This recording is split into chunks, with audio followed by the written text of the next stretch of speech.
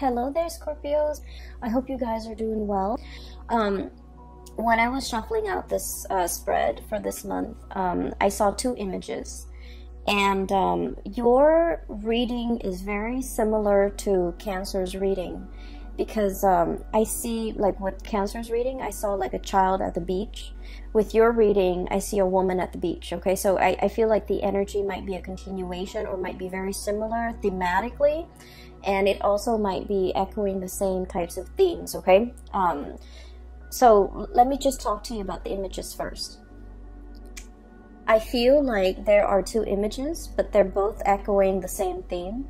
And so the words that came out is unwanted attention, unwanted, you know, like solicitors or just people coming at you and you're just like, no, I'm not ready, or I don't really want that.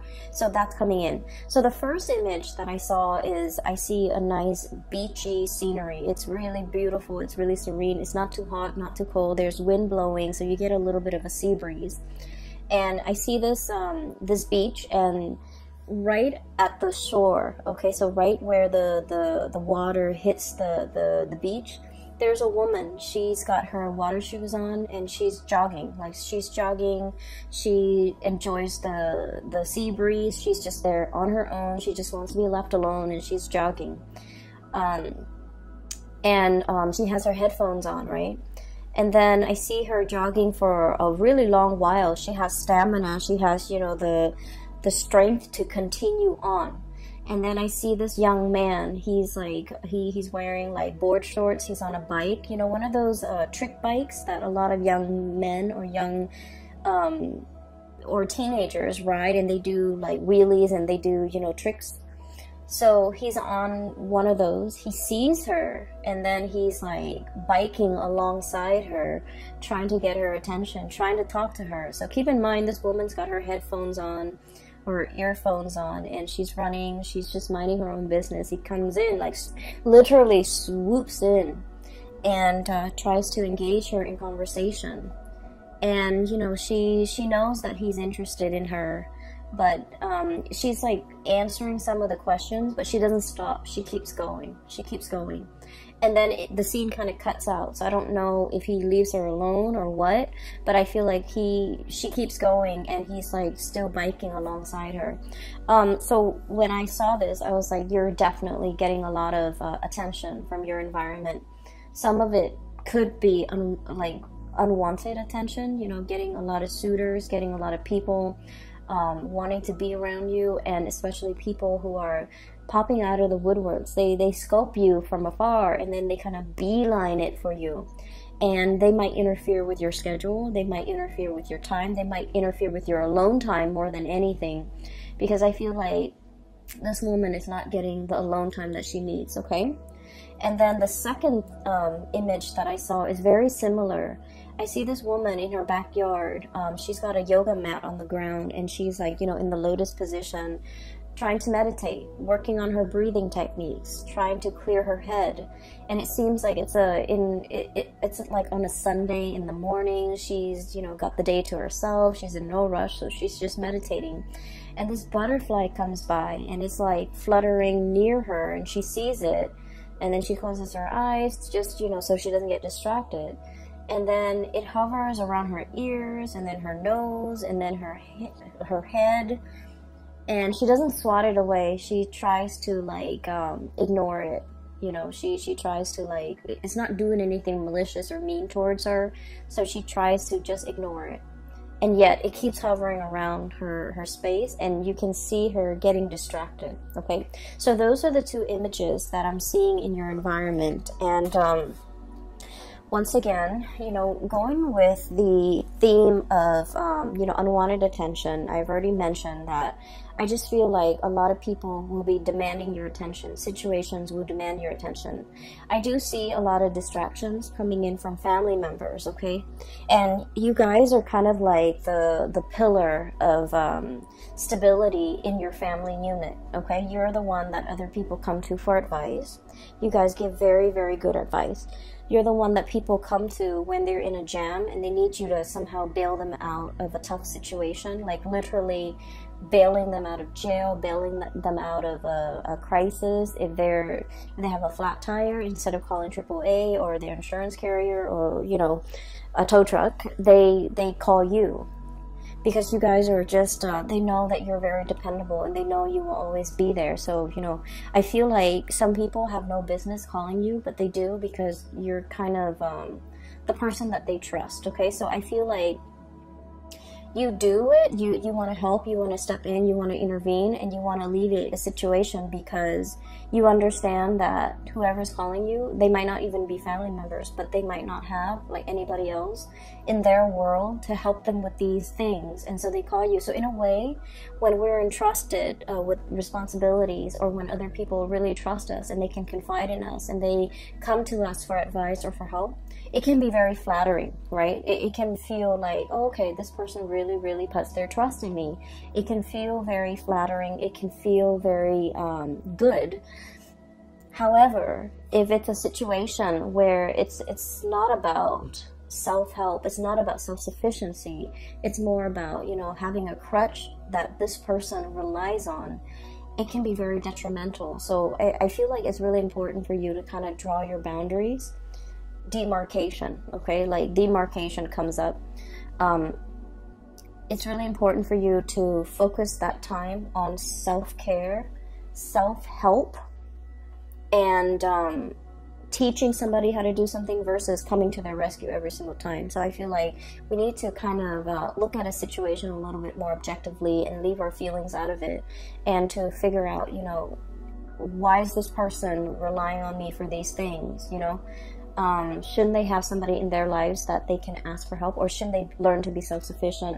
Call a tow truck, call a, you know, and not a lot of people have the resources to call a tow truck, to call like an insurance company, to call like a mechanic, okay? Not a lot of people have those luxury and just the resources.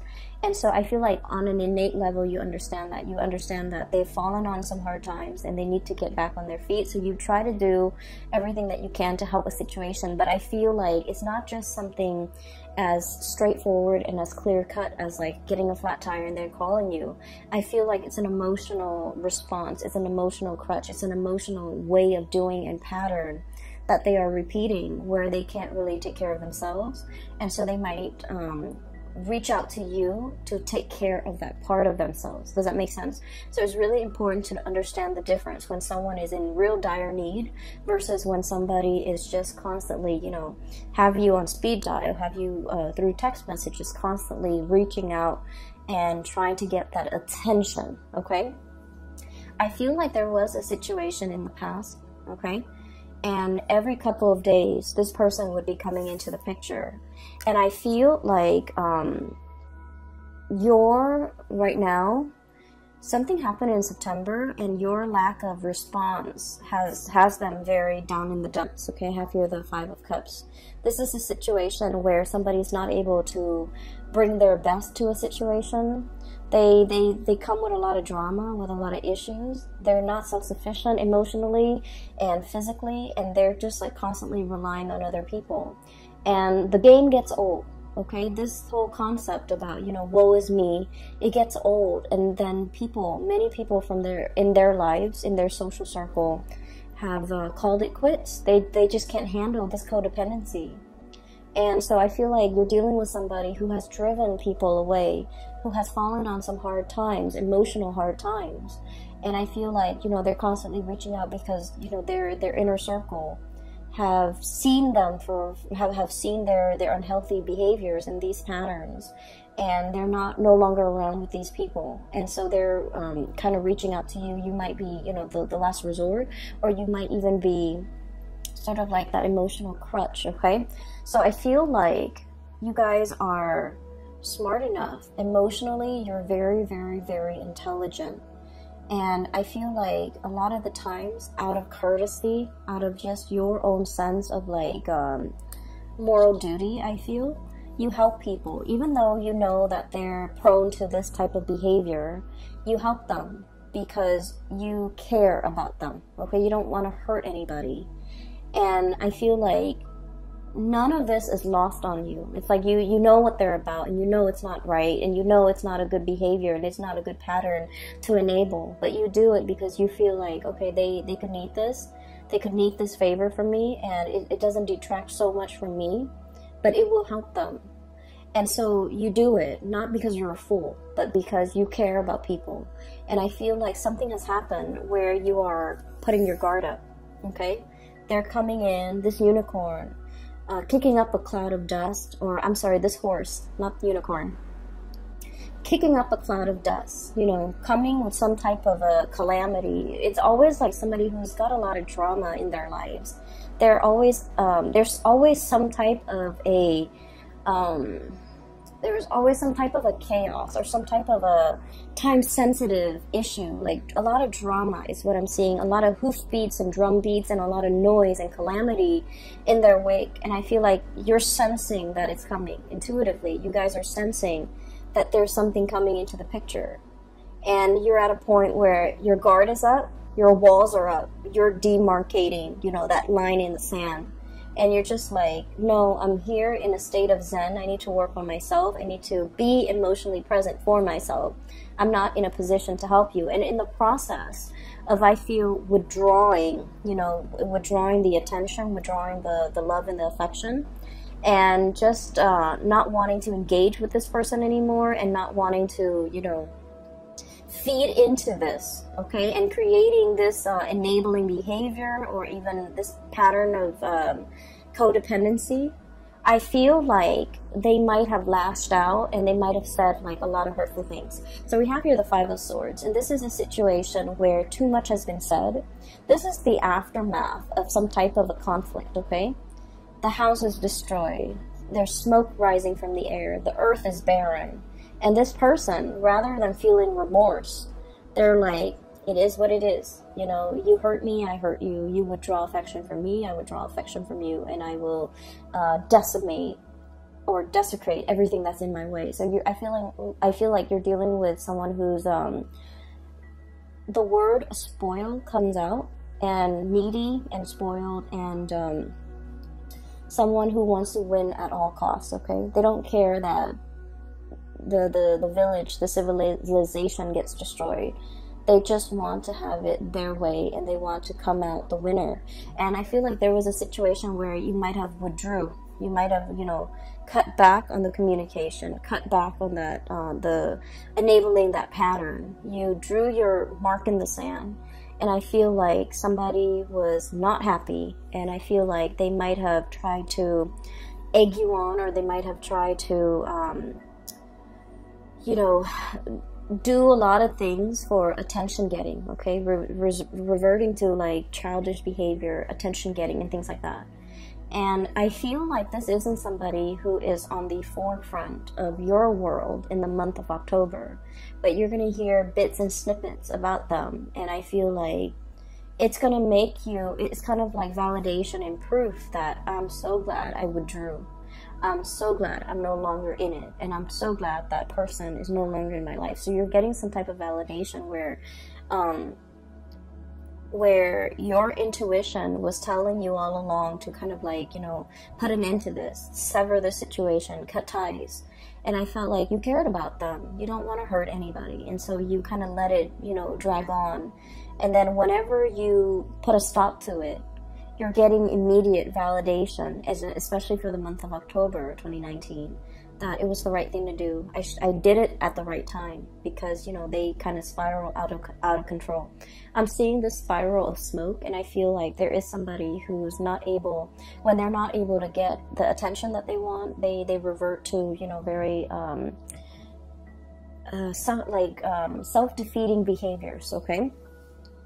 On the flip side of this, I do feel like there is a situation here where you have people at your doorstep, people coming in, getting, you know, getting like a host of invitation, receiving a host of invitation to do things, as well as getting people to come into your house, into your space, sharing space with somebody. And I'm also hearing the word like communion. Both of these cards, these are wonderful cards. This is about, you know, family, solidarity, and people getting together. And this is about, you know, sharing toys, playing together, as well as sharing, like, you know, having that sense of communion and community with another person. I feel for many of you, this is a significant other that you might be dealing with. And I feel like this is somebody there where there's a lot of reciprocity. Okay, we have here the 10 of Pentacles, which is the apex, emotional groundedness and stability, financial abundance, as well as the 9 of Cups, which is a wish coming true, but also having that emotional abundance and emotional reciprocity with another person. Okay, so these are very positive cards, and these are cards that indicate to me that you might have left somebody else out in the cold in the past, and that person is no longer piercing through your bubble, is what I'm hearing. They're no longer affecting you on an emotional level. You've learned to detach emotionally, and you've learned to kind of like let them be self-sufficient, let them figure things out on their own, let them resolve issues on their own. And as a result of that, you've resurrected these walls in this bubble, and you're taking care of the people that really matter to you, where there's that equal sense of stability and reciprocity. You were dealing with a taker, Scorpios, someone who took from you. And I'm serious when I say, like, every time they come in, there's like some type of a calamity, some type of a situation that they put themselves in. And it could have been prevented, but it was just, you know, choices, decisions that they made to always put themselves into these dire circumstances. And so you had to remove yourself from that energy, and you had to, you know, focus on you and your relationships and the people that matter. And as a result of that, life has been very, very calm, okay? And I want to say as well, Scorpios and I feel like Scorpios, Aquarius, Aries, and Sagittarius in particular, you guys crave a little bit more of an excitement, okay? And that might be why a lot of the times you might seek people who are not very compatible with you, because the opposition and the attraction is very, very strong. And I'm not just talking relationship partners. I mean, like, in all facets of your life, you crave a little bit of excitement. And so I feel like this was an exciting person that was, you know, coming at you with a lot of chaos all the time. And then over time, it ceased to be exciting. It became a burden. And I feel like you've laid down your burden the month of September, or even maybe even before that. You're working on yourself, building up your emotional sense of self and then your financial stability. And things have been going really, really well for you. And I also feel like there's a lot in here, especially for those of you who have recently gotten out of a relationship. This is pretty much, you know, like the two images that I saw, people who are single, who are like, I'm not dating right now, I'm taking a break from dating, I'm working on myself. So there's a lot of like meditation, there's a lot of alone time that you want to spend with yourself. You want to get yourself physically active. You want to get yourself like in shape. You want to take care of yourself. It's not about just, you know, looking good. It's more about like being a whole person, healing yourself from the inside out, eating right, exercising, taking care of yourself, meditating. So taking care of yourself, mind, body, and soul. Okay, we have a recovery phase. We have this as a spiritual breakthrough, realizing areas that might be off kilter or might be off balance, and working on these things, doing a spiritual cleansing, doing a physical cleansing, and cleansing areas of your life that have been blocked. So if you feel like somebody's energy is negative, you're going to not engage with them. If you feel like someone's taking a lot of your time and you don't even have time for yourself, you're choosing not to engage in that way. You're learning to draw boundaries. So this is a lot about self-care, self-work, healing. And I feel like, you know, it doesn't have to be, oh, right after a breakup, then we go on a binge or whatever. This is just, you know, figuring out that I haven't had a lot of time for myself. I've been taking care of too many things. I need some downtime. I'm going to find some downtime. I'm going to make room and prioritize that. And I feel like for some of you, there might have been like some I'm seeing like food allergies. I'm seeing like issues when it comes to digestions as well, because this is really prone to overeating as well. Okay, so I feel like you might be doing a cleanse. You might be doing some type of a dietary change, and you're taking it one step at a time. Okay, so testing the waters, doing things in moderation, not doing things in excess. And I feel like this is all areas of your life. And so what I'm sensing as well is there's a situation here where you're very much focused on that, and vibrationally and spiritually you're on a very, very high level. You're aware of what you need to do, and you're aware of the behaviors from other people that have not been conducive for healing and for, you know, really spending time with yourself. And so you're on this path, on this journey here towards self-care. Learning to put yourself first, learning to, you know, understanding, I feel that just because we love somebody, it doesn't mean we want to enable bad behaviors. Okay, it's not about calling people out on it and being mean. It's just about detaching yourself from things that are not good for you and focusing on self-care. And when we are focused solely on self-care, we are ascending. And I feel like your vibration is really high, and a lot of people energetically, they feel that, and they do cling on to you. And that's why you're going to be getting a lot of unwanted attention from suitors, from people around you, from people that want to, you know, take up your time, that want to be in your company. And I feel like they might not do it in an appropriate way. I mean, if you look at that first image, right, she's got her earphones on. She doesn't want to have a conversation. She's at the beach, she's running. And the guy just keeps pestering her. Okay, so it's like, it's very inconsiderate, and it's like clueless, not being able to, he's not able to read the social cues. She's trying to be nice, and we don't know how the scene ends, but she's trying to be nice, and he's not getting it. So I feel like you need to be a lot more expressive with your emotional needs, Scorpios, and you need to, you know, kind of let people know whether or not they are infringing upon your space, or your energy, okay, and whether or not they're really taking from you. So that's like pretty much the first 6 cards, okay? What I do sense here is there's a situation, I feel like there's like an undertaking that is very, very big, okay? We have here the Temperance card, and this is a card about moderation, small steps, one foot in front of the other, and we keep walking, okay? So it's like doing something, and the Temperance card it's about holding back a little bit, doing things in a very methodical manner. And so what we're seeing is, you know, the angel pouring the water from the 2 cups, right? One cup into the other. It has to be done in a very meticulous manner, in the right time, in the right fashion, so that the water doesn't spill out. So there's something that requires a lot of calculation. It requires a lot of research. It requires a lot of thinking over, mulling over, trying to figure things out, trying to itemize, trying to like get all the moving parts all lined up into place so that everything moves at the same time. So I feel like there's a big undertaking, a big endeavor. It's linked up here with the High Priestess, and both of these are major arcana cards. And I feel like there's a situation here where you are very, very nervous, you're very trepidatious, you're very like, I wonder if it's the right time. I wonder if I should do this today or tomorrow.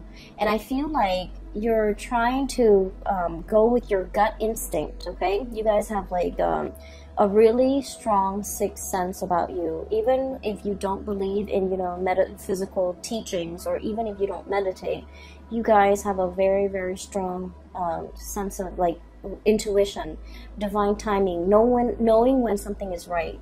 And I feel like you always have you have relied on it, and you might not have even called it your gut instinct. You might have not even called it, you know, your intuition. But I feel like you always know whether or not to do something or whether or not to cut somebody off. Hence, you were able to cut somebody off at the right time before they drag you down. And I feel like you start to realize that I really need to trust my intuition a lot more. And I have a friend who is an Aries with a Scorpio rising, and she has told me that She always has like an inkling about people, about things, and every time she goes against her instinct, bad things happen. So she said that, okay? And so I feel like you live with this, okay? You have this really strong sense of knowing on a gut level, and you have never been wrong. And every time you choose not to listen to it, bad things might have happened. And so you're in this situation where there is a major undertaking. It might deal with contracts as well, because the High Priestess with that Torah in her hands, it deals with like legality, it deals with contracts, it deals with learning, it deals with like some major event where it might even involve other people. And so you're trying to be calculated about this. You're trying to figure out when is the right time, and you're trying to look at the, it's sort of like the looking at the stars and trying to see when the stars align. In this picture, you don't have the star, okay? All you see is the moon, and it's like, it's so overwhelming, and you're just like, I don't know if I can trust my intuition. I want this really badly, so I don't know if I'm biased. I don't know if I'm able to trust it, but I feel like the stars are calling, the stars are aligned, and this is the right time. And I feel you might have some spiritual hunches, people in the spiritual realm pushing a situation along and telling you, you can't wait on this any longer. You need to kind of push for it. The tides are coming in, and you need to just, ride with the tides. So I feel like there's a situation here you have been kind of resisting because you're not 100% sure. And I feel that it's time for you to take those small steps, see where it leads you, and then you're gonna be you're gonna get some type of validation that it is the right path, it is the right way.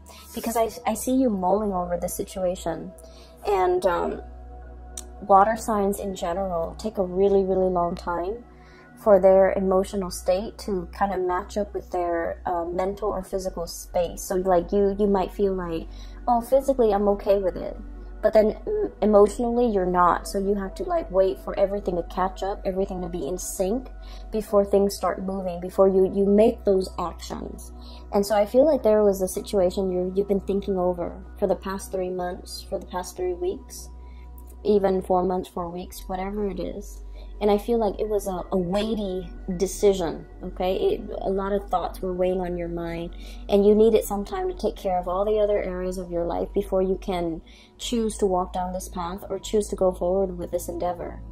And you've been mulling it over, and I'm looking at these bugs, these insects here. It's almost like mothballs, where something is very stale and old and it hasn't been moved around, and it's collecting dust, and then the moths are coming in to eat like the dust and the mites and all of that. So I feel like it's a situation that has been stalled. It hasn't been worked at or dealt with, or a resolution has not been reached.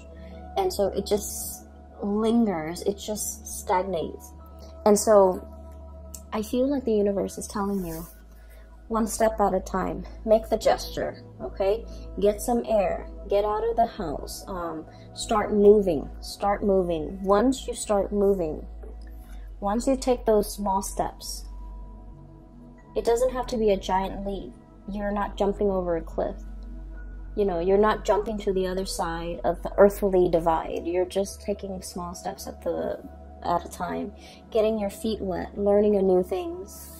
And I feel that you're going to come to the resolution, or you're going to come to the realization that this is the right thing to do. It's just a matter of trusting that your intuition, I feel like your intuition is a little bit blocked off because you might be scared, and you're not deferring to, the right set of advice or whatever you're getting from your intuition. And so there's a situation here. It's a huge undertaking, and it needs to be done. And, one step at a time, one small step at a time. And once you start to get the ball rolling in that direction, you're going to realize that this is the right path, okay? Everything else looks really good. Relationship seems to me to be very strong. Healing is highly indicated here, and I don't feel like it's healing in a way where it's like somebody broke your heart and you want to heal. I don't sense that. I feel like for many of you, there might have been illnesses or like rehabilitation, and you're recovering from that, okay? And then I'm also feeling like a huge undertaking that you're you have been hesitant about, and now is the right time for you to keep things moving. Okay, I do hope the reading is helpful for you guys, and it is really nice to reconnect with you guys. For those who have been emailing me, I don't do private readings anymore. I do have a link in the description box for a psychic. She's based out of California. Her name is Bridget. She's phenomenal. If you want a reading, you can click on the link and book a reading directly through her. Okay, I will be back next month. I hope you guys enjoy your October 2019, and I'll see you soon. Bye bye.